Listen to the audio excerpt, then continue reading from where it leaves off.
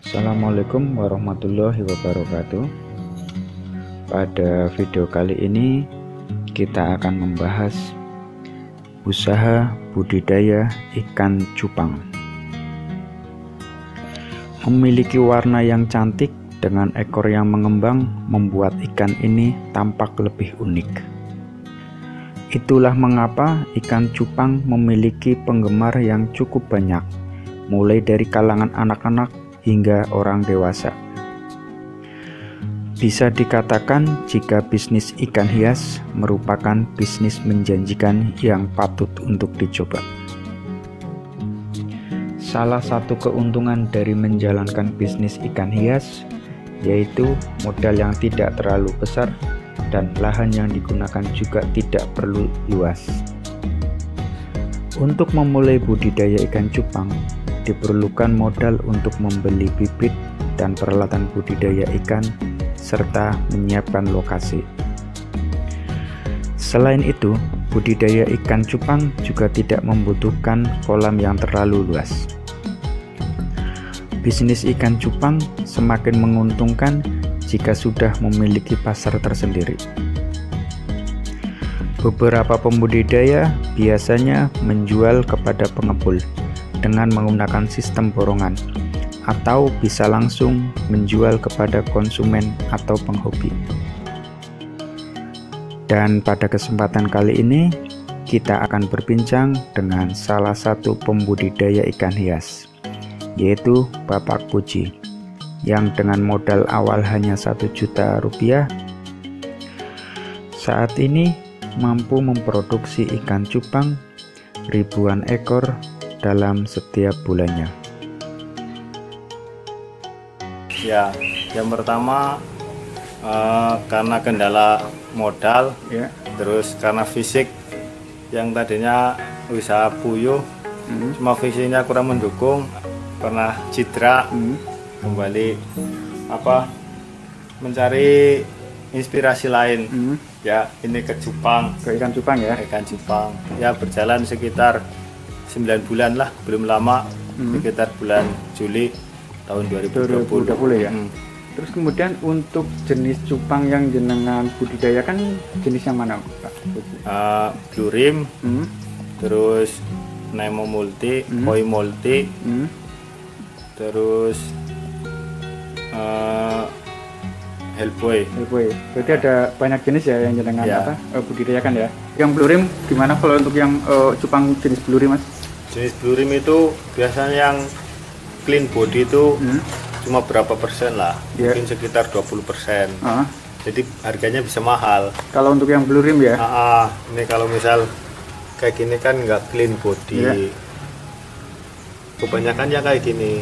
Nanti yang clean body kayak gini, nanti harganya bisa ya mahalnya karena itu dia itu rapi. Rapi ya.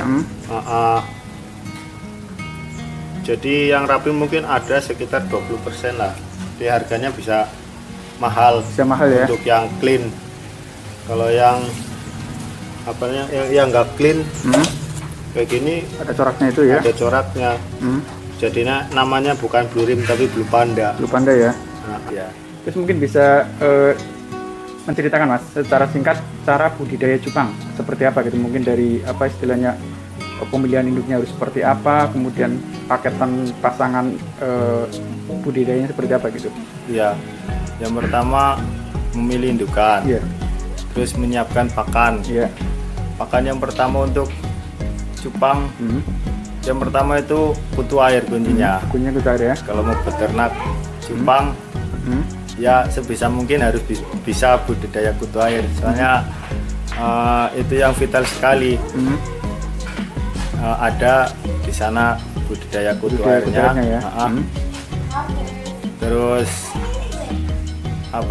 persiapan kolam ya. bibit yang bisa buat indukan, terus kutu air itu satu paket yang harus wajib ya. Wajib.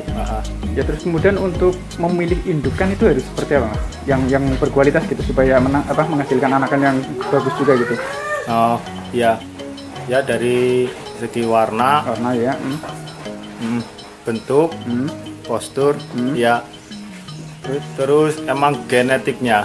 Oh, dari genetik ya? Ya. Kalau biasanya kan pemain-pemain yang sudah lama itu ya punya genetik ikan yang bagus. Ya, gitulah. Jadi yang pertama itu harus memperhatikan genetiknya ya. Genetiknya. Terus kalau dari segi umur itu indukan yang harus berapa gitu? Indukan itu minimal umurnya 4 bulan. 4 bulan ya? 5 bulan itu lebih bagus lah, standar 5 bulan. Itu sudah siap untuk dipijahkan ya? Ya.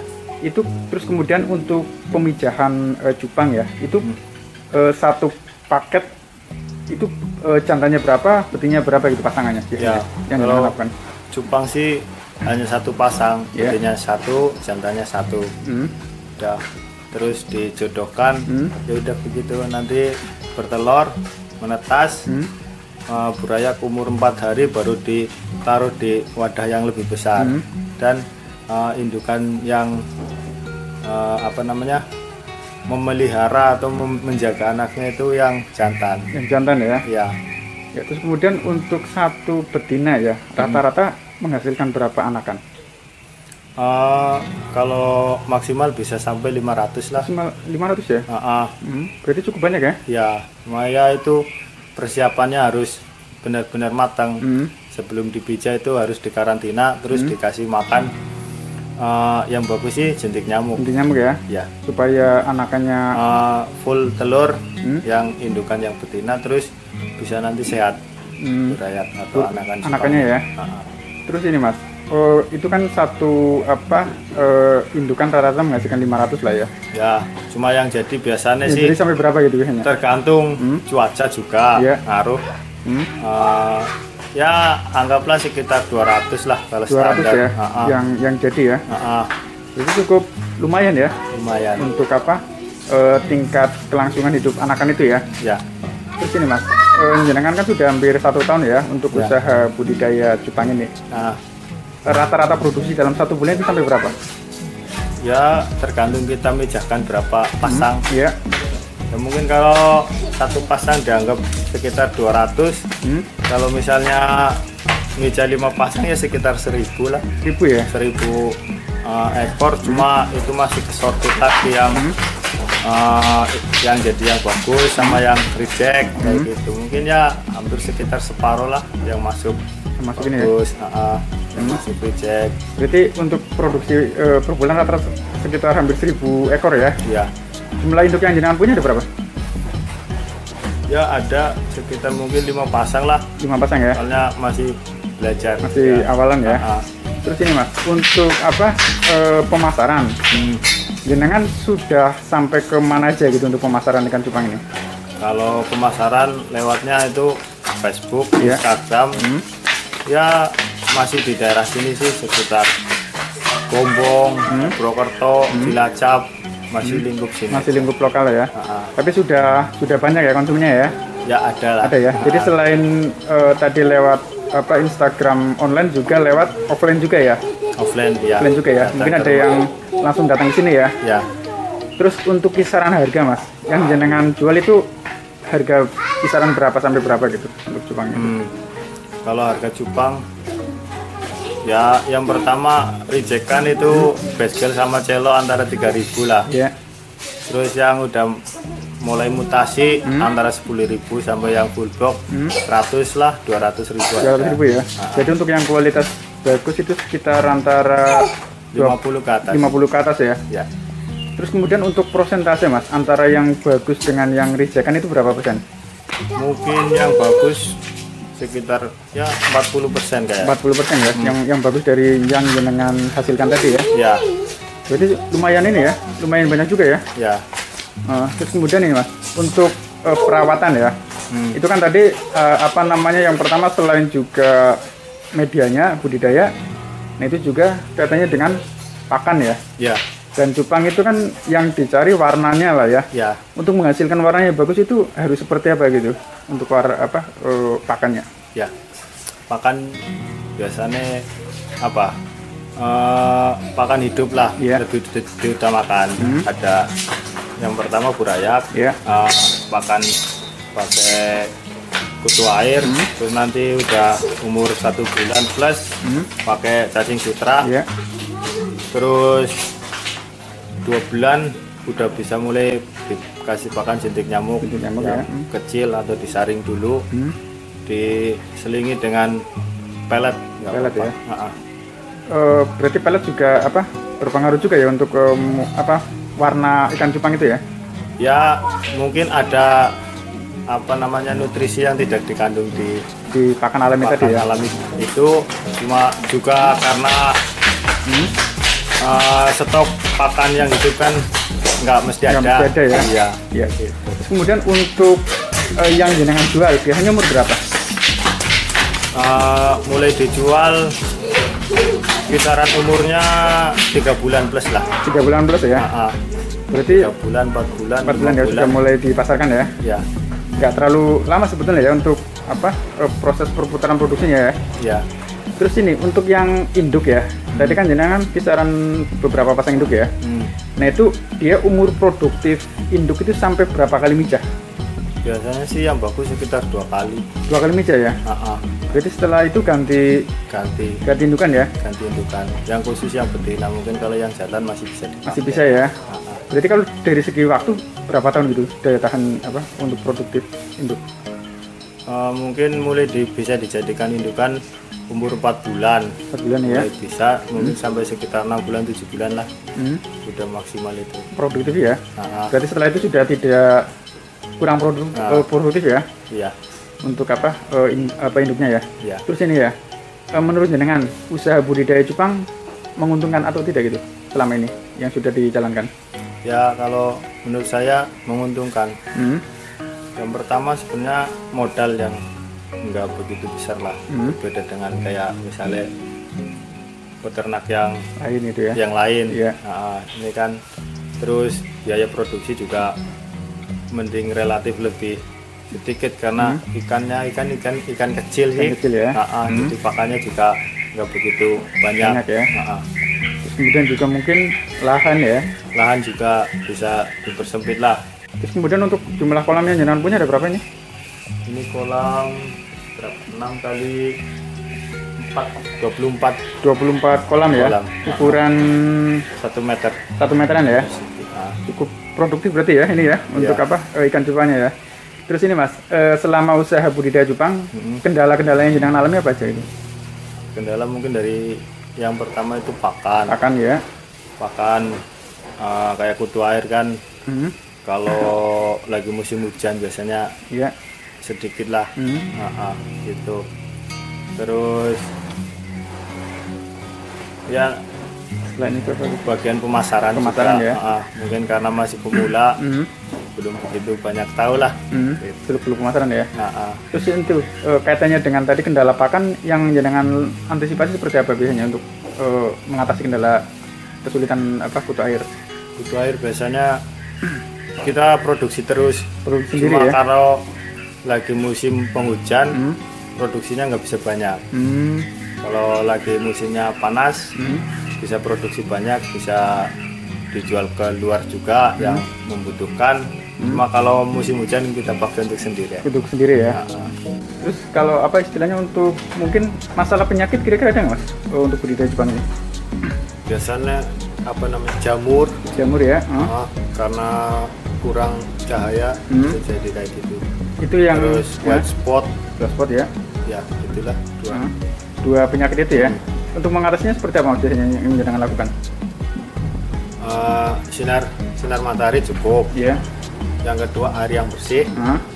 Terus pakai daun ketapang untuk menjaga pH air. Jadi solusinya dengan 3 itu ya. Terus kalau misalnya pengobatan dengan menggunakan obat-obat itu dari toko dipakai nggak untuk ikan cupang? Di sini jarang sih, paling ya air bersih, sering diganti air sama dikasih garam ikan sama daun ketapang. Ya. Kalau airnya kualitasnya bagus, ikannya biasanya sehat. Sehat ya. Terus pakannya banyak pakan hidup. Jadi lebih warnanya juga lebih bagus ya dengan adanya itu ya. Resiko budidaya cupang seperti apa Mas? Resikonya sih kecil. Iya. Cuma mungkin pemasaran lah. Pemasaran ya. Iya.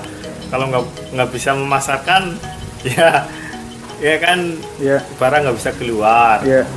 Ya paling kayak gitu sih. Itu kendalanya ya. Kendalanya. Kalau resiko misalnya kayak penyakit kan mungkin hampir penyakit ya lebih apa ya, lebih minim dibanding peternakan yang lain. Ya. Mungkin mati 1, 2 kan masih banyak sisanya kayak gitu. Terus juga tidak mengulang modal. Jadi kalau misal beternak kayak yang lain kan beli indukan lagi atau beli yang kecil dibesarkan. Kalau ini kan yang kecil bisa jadi buat indukan. Iya, terus bisa di apa namanya berputar terus, nggak harus mengulang modal. Modal awal udah cukup. Modal awal untuk usaha budidaya cupang awalnya sampai berapa, Mas? Ya untuk beli indukan aja sih ya kisaran harga 100-200 ya. Kemudian kalau untuk yang apa, lahan, penyiapan lahan dan sebagainya, sama sarana mungkin kayak apa, toples, ember dan sebagainya, total modal awal dulu waktu dengan mulai usaha sampai berapa juta kira-kira? Anggaplah sekitar 1 juta. 1 juta ya? Iya. Berarti untuk budidaya cupang sebetulnya tidak memerlukan modal yang besar ya, Mas? Ya. Yang penting lebih banyak ke aktivitasnya sih. Aktivitasnya ya? Yang penting ketika sudah ketemu apa istilahnya indukan yang bagus, tinggal bagaimana untuk apa? Menjaga kualitas itu ya? Iya. Terus ini, Mas, tadi kan kalau jenengan produksi sebulan kan rata-rata 1000 ekor lebih lah ya. Kalau yang untuk dipasarkan itu sampai berapa ekor rata-rata penjualan per bulan? Ya itu dipasarkan semua, cuma kan kelasnya berbeda. Kelasnya berbeda ya? Iya. Jadi 1000 yang diproduksi juga dalam 1 bulan hanya langsung laku ya? Ya apa namanya, tergantung permintaan juga sih. Sekarang itu kan grafiknya naik turun. Iya kayak gitu. Ya bisa kadang kalau lagi rame ya bisa rame. Bisa rame ya? Habis belum sampai full block lah, belum warna full udah habis ya. Kalau lagi agak menurun sampai full block baru kejual. Menurut jenengan ya, tips bagi para yang orang yang istilahnya ingin mau pemula lah ya, berbudidaya ikan cupang, seperti apa gitu supaya berhasil gitu? Ya yang pertama menyiapkan tempat ya, wadah-wadah yang dibutuhkan, terus ketersediaan pakan ya di lingkungan yang hidup lah. Ya misalnya yang pertama butuh air, cacing sutra, jentik nyamuk. Tiga itu yang jadi pokok pakan untuk ikan cupang ya. Yang lainnya mungkin? Yang lainnya pelet ya? Iya, pelet itu kan biasanya selalu tersedia di toko-toko ya? Toko-toko. Ya, terus kemudian untuk misalnya ini, Mas, jenis cupang yang bagus menurut jenengan seperti apa gitu? Kalau yang banyak diminati oleh konsumen pasar? Ya paling luas mungkin cupang warna. Cupang warna ya? Multicolor. Itu ciri-cirinya seperti apa yang bagus itu?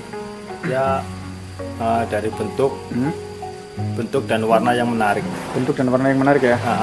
Berarti bentuknya lebih ke simetris atau apa gitu? Bentuknya itu proporsional ya? Ideal. Kalau misalnya plakat, dari segi bentuknya apa namanya, dia plakat kan pendek-pendek, pendek-pendek semua. Ada lagi halmon kan lebar, jadi semuanya lebar. Dorsal, anal yang atas, ekor sama dorsal yang bawah itu imbang ya, proporsional. Ideal ya. Itu dari segitu. Kalau warnanya berarti jelas gitu ya? Ya warnanya kontras ya, lebih pekat warnanya. Itu yang paling banyak diminati oleh konsumen ya? Iya. Ya. Terus kemudian untuk harapan jenengan, Mas, terhadap usaha budidaya cupang ke depan seperti apa? Harapan ya selalu bisa eksis lah. Eksis ya. Terus selalu ada penggemarnya sih. Jadi pasar selalu terus menerus gitu ya? Iya. Selalu berkembang ya? Iya. Terus kemudian pemasaran juga tambah luas ya? Iya, jangkauan pemasaran. Ya mungkin itu, Mas Puji. Terima kasih nih untuk wawancaranya. Semoga usaha budidaya cupangnya tambah sukses dan pemasarannya tambah jauh. Terima kasih. Demikian yang dapat kami sampaikan terkait informasi peluang usaha budidaya ikan cupang. Semoga informasinya dapat bermanfaat dan tonton video-video kami selanjutnya.